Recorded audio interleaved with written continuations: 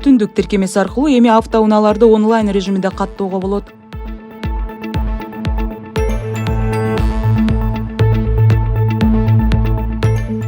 Мурда унааны каттоо үчүн анын ээсинин жеке катышуусу талап кылынып келчү.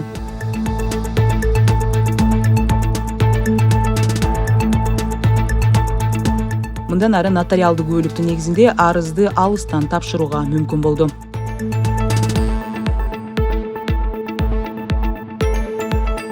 Май айындагы эс алуу күндөрүндө калкты тейлөө борборлору штаттык режимде иштей берет.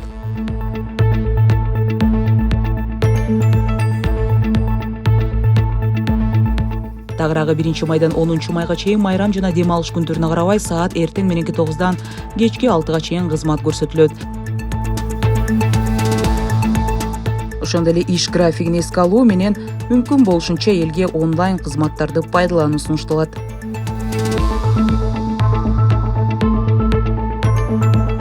Борбордук шайлоо комиссиясынын мүчөлөрүнүн санын 12-ден 8-ге азайтуу боюнча мыйзам долбоору жогорку кеңеште 3-окууда кабыл алынды.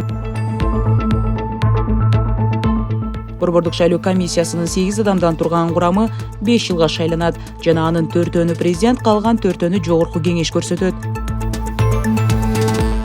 Борбордук шайлоо комиссиясынын төрагасы Тынчтыкбек Шайназаров буга чейин документти колдой турганын, саны кыскартылса 2 миллион сомдой үнөмдөлөрүн билдирген.